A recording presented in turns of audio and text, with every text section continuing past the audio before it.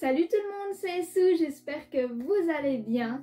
Alors aujourd'hui on se retrouve pour la petite vidéo bilan de lecture de la semaine, donc la première semaine du mois de janvier 2023. Donc c'est le premier bilan de lecture officiellement de l'année on va dire. Et du coup cette semaine j'ai lu 11 mangas et on va commencer tout de suite par les tomes 2 à 5 de Créatures Fantastiques. Je vous montre les covers rapidement. Voilà. Alors, Créatures Fantastiques, c'est édité chez Komiku le 28 mars 2019 pour le tome 2. C'est un shonen et c'est terminé en 5 tomes. C'est une petite série. Et pour résumer rapidement, je vous avais déjà parlé du tome 1 et en fait, c'est une fille qui pratique la magie. Mais maintenant, tout ça, c'est un petit peu derrière eux. Les humains ne croient plus trop aux créatures fantastiques, hein, tout ce qui est mage et tout, c'est du passé et il n'y en a pratiquement plus. Donc on a notre petite héroïne qui veut devenir vétérinaire et qui du coup travaille, elle est apprentie d'un vétérinaire et du coup on va aller voir soigner plusieurs animaux fantastiques, donc des créatures assez surnaturelles j'ai envie de dire, mais c'est super sympa à suivre. On a vraiment des créatures variées qui proviennent un petit peu de toutes parts et on les découvre, on les voit soigner de multiples blessures, on découvre de multiples dangers et c'est vraiment super intéressant. On découvre vraiment plusieurs créatures, on les voit essayer de s'adapter à chaque situation. On a donc un duo qui forme quelque chose de très intéressant. Donc on a un vétérinaire assez lambda et on a cette petite apprentie qui peut pratiquer un petit peu la magie. Donc c'est vrai qu'elle peut donner un coup de main grâce à sa magie, grâce à ses techniques on va dire. Même si voilà elle n'est pas ultra puissante ou autre, elle peut quand même aider, même parfois juste à soulager l'animal pendant que le vétérinaire opère ou fait autre chose. Mais c'est vraiment bien en fait, les deux s'entraident et trouvent des solutions pour aider ces multiples créatures. Donc voilà, on les voit aider des animaux classiques hein, comme des chats, mais aussi, pour la plupart, d'où le titre de l'œuvre, des créatures fantastiques et c'est vraiment super sympa, c'est très intéressant. On a des personnages vraiment attachants. Et j'ai bien aimé, moi quand j'étais petite je voulais devenir vétérinaire, donc c'est vrai que cette œuvre je la trouve super intéressante, super touchante et les créatures sont vraiment mignonnes pour certaines et franchement fabuleuses pour d'autres, elles sont incroyables, c'est vraiment varié. On plonge vraiment dans un univers très cool. Alors il n'y a pas énormément d'action, mais c'est vraiment sympa de découvrir autant de créatures fantastiques avec leurs pouvoirs, leurs caractéristiques bien distinctes. Et c'est vraiment cool. Les personnages secondaires qui accompagnent un petit peu nos deux protagonistes principaux sont vraiment sympas aussi. Un petit peu mis de côté, mais bon voilà, c'est des personnages secondaires, mais ils sont quand même là et à chaque fois qu'ils apparaissent, c'est plutôt sympa.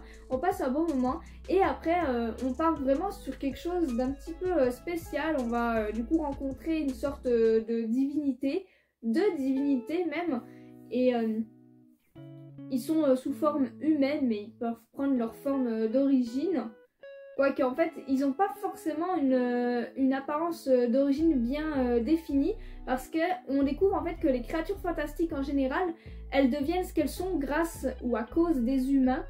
Donc si on va donner une mauvaise image à une créature fantastique, et elle va se transformer en cette mauvaise image.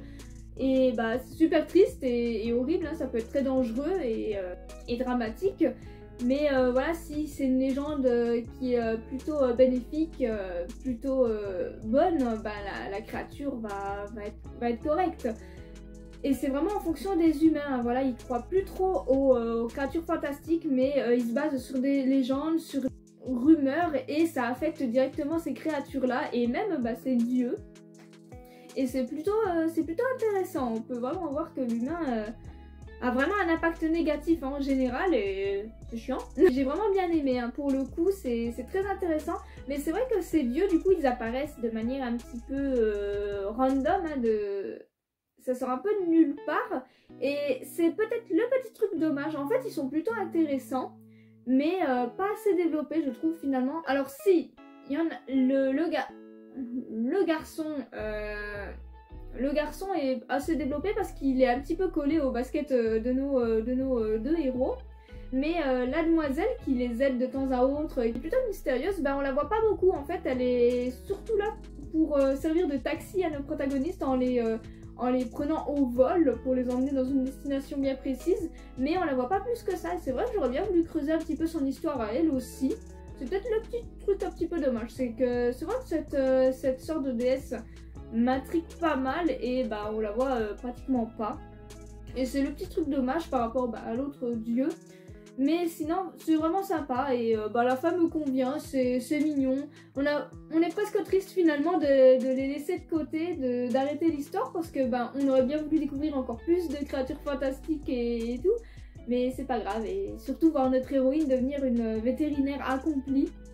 Mais on doute pas qu'elle y arrivera et franchement c'était sympa. C'était très très cool de voir différentes créatures, de voir l'évolution de nos deux héros et de les voir sauver des vies, des animaux et... Ouais, c'était que du bonheur, hein. Ça se lit tout seul et ça fait bien passer le temps. J'ai bien aimé. Et puis les dessins sont assez spéciaux. Alors c'est pas vilain, j'aime plutôt bien, mais les personnages ont plutôt des têtes assez rondes.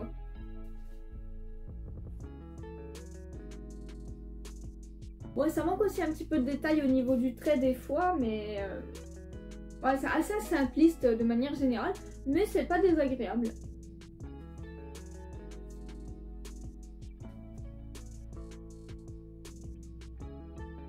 Ensuite, on va parler du tome 1 de Monster Girls Collection. Donc, je vous mets le résumé du tome 1 juste ici. Alors, c'est édité chez Soleil.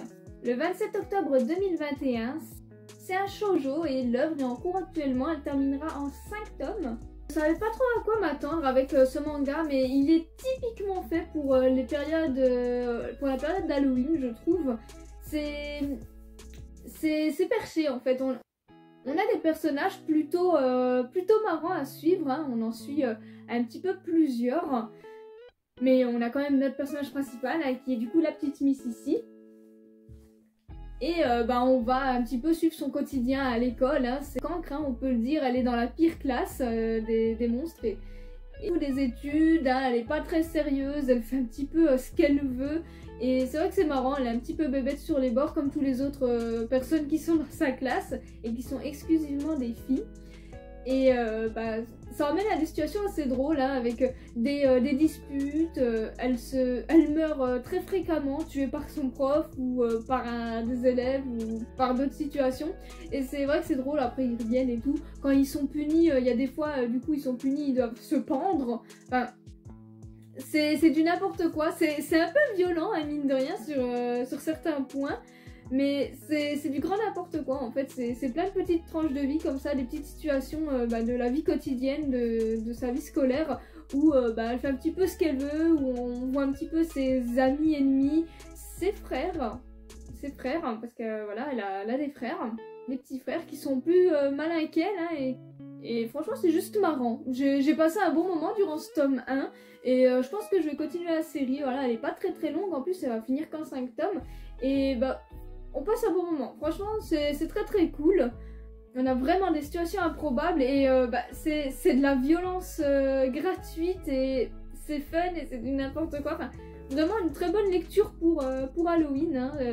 On a des situations vraiment assez violentes, mais c'est vraiment tourné dans le ton de l'humour et franchement c'est cool. J'ai apprécié, c'est vraiment une bonne surprise pour le coup. Je m'attendais à pas grand chose, je suis agréablement surprise, c'est vraiment très fun.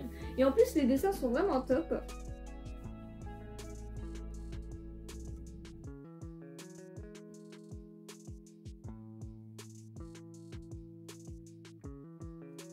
J'espère qu'on verra un petit peu plus certains personnages par la suite, mais je m'inquiète pas trop et j'ai hâte de voir qu'est-ce qu'ils vont encore nous inventer comme situation grotesque, un petit peu gore et complètement what the fuck.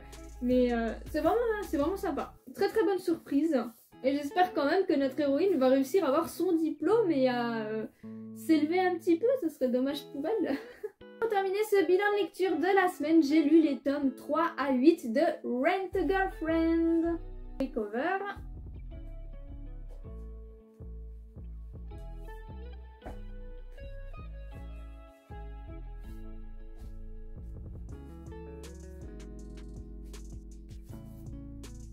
Et voilà.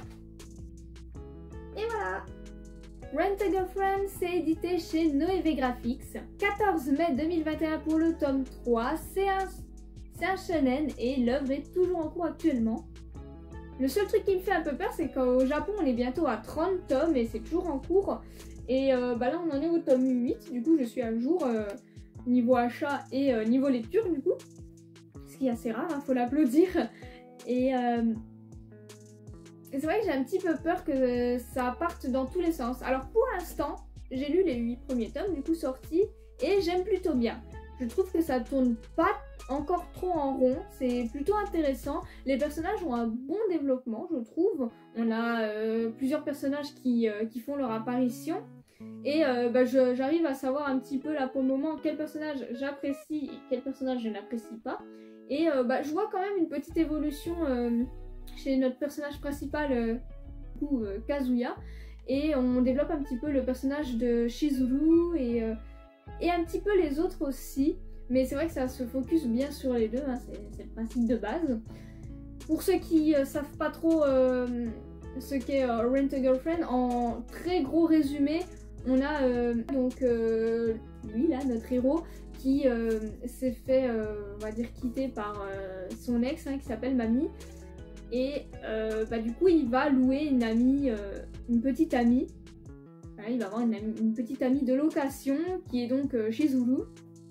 Et du coup, ça va partir un petit peu loin. Il va la présenter à ses amis, à sa famille. Et du coup, l'inverse va être fait aussi. Et alors que de base, ils se connaissent pas hein, de base.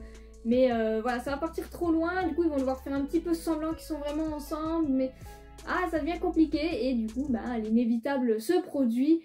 Kazuya tombe amoureux de Shizuru et elle aussi, je crois qu'elle commence à bien l'aimer, hein, même si elle le montre pas trop. C'est vrai que du coup, arrivé au tome 8, j'aime plutôt bien parce qu'on a un bon développement des personnages. Kazuya commence à prendre un petit peu en maturité, même s'il pense toujours un petit peu avec son entrejambe de temps en temps. C'est un petit peu lourd, mais c'est pas très grave hein, parce que à côté il commence vraiment à être un petit peu plus mature, je trouve. Il commence à avoir un meilleur développement et je trouve ça sympa. Et Shizuru aussi, on creuse son personnage, un petit peu son passé et vraiment ce qu'elle peut ressentir et ce qu'elle pense de manière plus personnelle. Et c'est intéressant. Alors, les autres personnages qui apparaissent dans la série, du coup, les autres filles hein, principalement. Donc, Mami, je peux le dire, on est au tome 8, je ne peux pas la supporter. Je ne sais pas qui peut la supporter en fait. Vraiment, je la déteste. Je la déteste, elle apparaît pas énormément pourtant, mais à chaque fois qu'elle apparaît, je suis énervée, je suis pas contente, je suis pas bien. Elle m'énerve, elle me met hors de moi. Alors je vois bien que le personnage est plus complexe que ce qu'il montre, hein, je le consens, je le vois bien, mais je ne peux pas quand même. Je n'arrive pas, je ne veux pas la voir, je la déteste. Vraiment, je la supporte pas. Et même s'ils essayent de montrer qu'il y a peut-être quelque chose de plus profond, de plus enfoui en elle ou autre, je m'en fous. Vraiment, elle m'énerve, elle m'intéresse pas, je veux plus la voir. Et il y a aussi Ruka qui va apparaître, donc cette demoiselle qui est aussi une petite amie de location, mais elle va tomber amoureuse de Kazuya, du coup notre personnage principal, et elle va lui demander de sortir avec, sauf que lui il veut pas, il est à fond sur Shizuru et il veut que elle. Sauf qu'elle, elle va insister à mort et elle va même faire du chantage et tout en disant ouais, tu sors pas avec moi, je vais dire que Shizuru c'est une petite amie de location, je vais tout dire à votre famille, Enfin, elle fait chier. Et c'est vrai que, alors, elle fait du chantage comme ça, mais c'est parce qu'elle sait pas trop comment faire, parce qu'elle est vraiment tombée vraiment amoureuse de Kazuya et elle le veut absolument. Et elle est jalouse aussi de la relation qu'il peut avoir avec Shizuru. Et elle veut tout faire pour sortir avec lui, même si elle le fait un petit peu de manière maladroite et de manière pas très correcte. Elle force beaucoup et du coup il va finir par accepter Mais c'est super bizarre en fait. Il accepte de sortir avec elle pour tester, pour essayer, mais il n'est pas du tout investi. Il n'est pas du tout investi, il n'est pas du tout intéressé par elle et j'ai l'impression qu'il ne le sera jamais. Il y a même un moment où j'étais en train de lire et elle n'est pas apparue pendant un certain temps et quand ils ont parlé d'elle dans le manga, j'étais genre ah oui c'est vrai qu'elle existe. J'ai du mal avec ce personnage aussi, avec Ruka. Alors je comprends plus le personnage, je l'apprécie plus que Mami, ça c'est certain. Mais j'ai un peu de mal, je trouve vraiment qu'elle force trop et voilà, madame, ok, t'es amoureuse de lui, mais tu peux pas forcer quelqu'un à tomber amoureux de toi en fait. Et je trouve qu'elle est lourde dans ce sens-là. Alors j'ai de la peine pour elle, elle a un petit côté attachant, mais je la trouve lourde en fait. Et elle force trop. Et en même temps aussi, Kazuya, il m'énerve parce que arrête ça en fait, arrêtez les frais parce que ça vous amène à rien et en fait ça amène juste à des situations grotesques. Alors il y a certaines situations qui sont assez drôles mais je trouve pas que ça apporte grand chose à l'histoire finalement, à part faire souffrir Ruka qui se contente du minimum et Kazuya qui est embarrassé à chaque fois parce que bah il veut pas vraiment d'elle en amour mais bah il se force.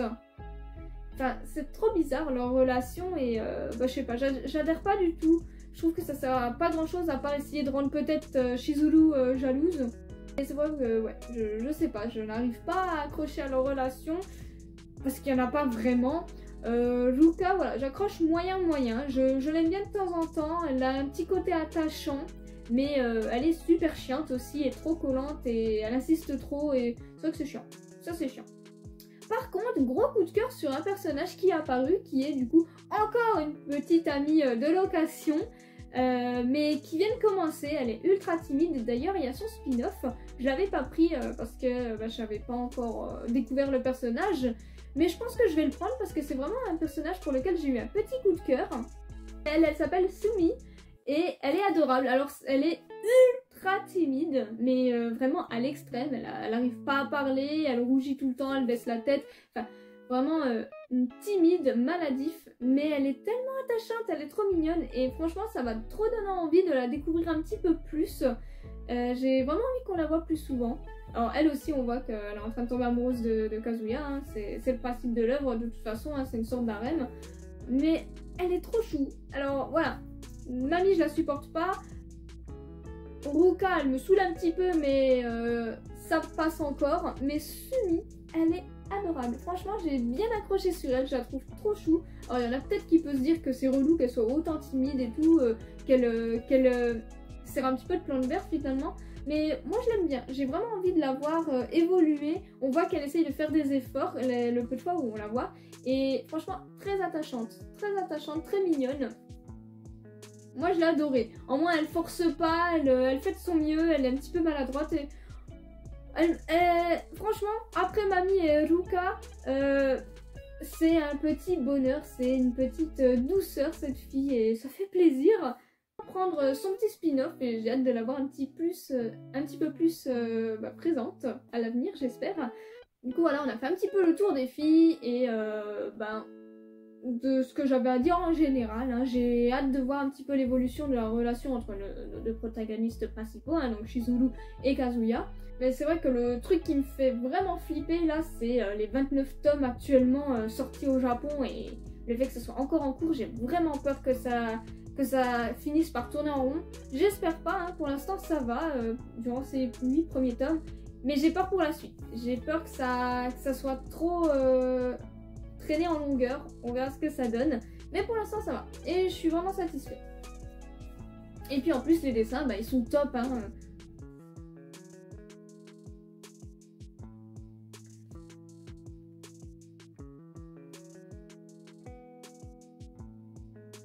Et c'est ainsi que se termine cette vidéo bilan de lecture de la semaine, j'espère qu'elle vous a plu. N'hésitez pas à me dire vos lectures de la semaine et si on a des lectures en commun ou non.